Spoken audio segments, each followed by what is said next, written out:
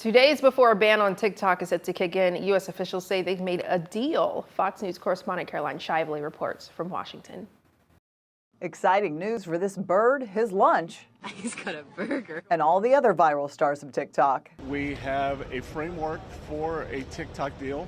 A U.S. ban on the app owned by Chinese company ByteDance was set to kick in Wednesday over national security concerns.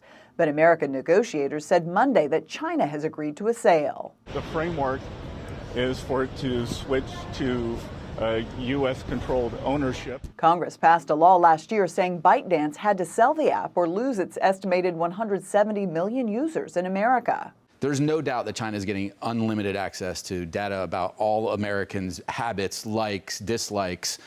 Are they doing something that crosses a line legally from a national security standpoint? The sale still has to be finalized by President Trump and Chinese President Xi Jinping, who have a phone call scheduled for Friday. Only Xi can decide because he owns the golden share in TikTok and ByteDance. U.S. and Chinese negotiators are set to meet again in about a month, focusing on tariffs. But some economists are skeptical. The problem with negotiating anything with the Chinese Communist government is you can't trust them as far as you can spit, that they'll sign something, but they won't stick to the deal.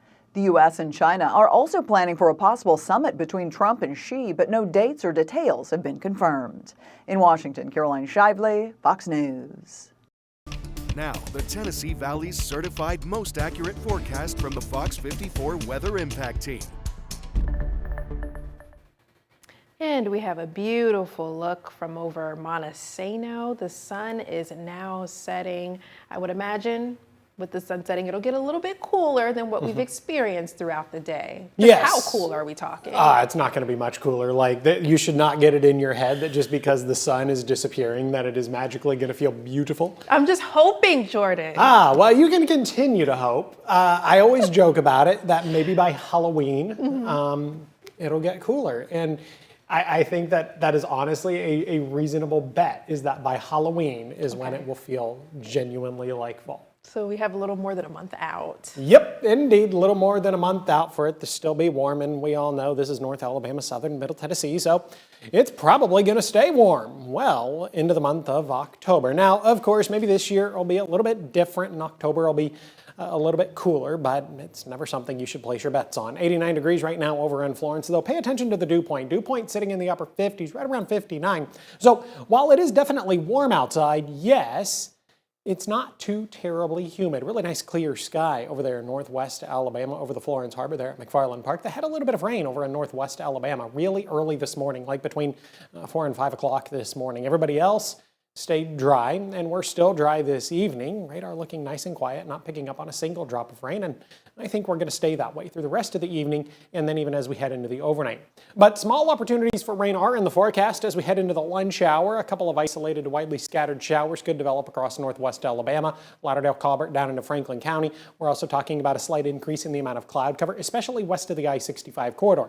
Everybody else still talking about a mostly sunny or a partly sunny sky. Through the rest of Tuesday afternoon, as we head into Tuesday evening, a couple of rogue showers certainly can't be ruled out across the Tennessee Valley, but the day is definitely not going to be a wash. There's going to be significant periods of dry time, but just understand that at any given point, there is going to be a little bit of rain in the forecast, even as we head into the Wednesday morning commute. Isolated, widely scattered showers and a couple of rogue thunderstorms are going to be possible across the area, even through Wednesday afternoon and then even as we head into Wednesday evening. Now, if you're looking for some guaranteed dry time, that's going to come to the Tennessee Valley on Thursday and Friday. Slightly better opportunities for rain build into the area as we head into Saturday and Sunday. Still, the weekend is not going to be a complete washout.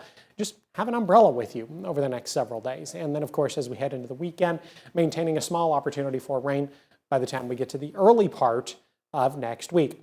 Are we desperate for rain across the Tennessee Valley? No, definitely not. We're sitting in a pretty comfortable position, as a matter of fact. Yes, some locations are talking about abnormally dry conditions, especially our friends up across southern Middle Tennessee and far northwest Alabama. Far northern Lauderdale County and Colbert County are talking about moderate drought conditions, but when you compare this to September's past, we're really not doing all that bad. Now, we could do worse if we don't get any measurable precipitation here in the later part of September, and then as we head into the month of October. This period, August, September, and October, typically the wettest months in the calendar year, we begin to see a little bit of recovery by the time we get to November and December, where the average monthly rainfall rises quite significantly. Off to the Atlantic we go. We're talking about a system kind of hanging out in the Atlantic Ocean. It has a 90% chance of further development over the next 7 days. Temperatures climbed into the low and mid 90s this afternoon across the Tennessee Valley. We're going to be in the 90s again on Tuesday and Wednesday. We stick with the 90s Thursday, Friday, and then even as we head into Saturday, talking about temperatures in the mid and upper 80s Sunday and Monday of next week. Well, check this out. The National Cyber Summit, the nation's largest cybersecurity technology event of its kind, is set to return to Huntsville for its 16th year. The 3-day event will have unique opportunities for education, collaboration, and workforce development. The summit will run through September 23rd through the 25th at the Von Braun Center, bringing together top leaders, innovators, and rising talent from across the industry. Your laughter could help a college student pay for school. Northeast Alabama Community College is hosting a comedy fundraiser October 16th at 7 p.m. to raise money for the school's academic and athletic scholarship programs. The show will feature NACC alum Ernie Kinnemer, along with Jason Hedden, Jody Fuller, and Roy Hairston, offering a night of clean and fun comedy. You can find ticket information on our website, FOX54.com. The annual Covered Bridge Festival is back on October 11th in downtown Aniana. You can check out a full day of live music, car displays, food vendors, and guided tours of the county's covered bridges. The centerpiece of the festival is the Arts and Crafts Show, where you can browse booths featuring handmade jewelry, artwork, and unique decor. The festival starts at 9 a.m., wraps up at 4 p.m., and guess what? Admission is free. Nick, what's happening in sports? The Tide are off the next couple days, crossing the bye-week bridge, if you will. But Kalen DeBoer made his yearly stop at the Birmingham Quarterback Club this afternoon. We're going to hear from him next in sports.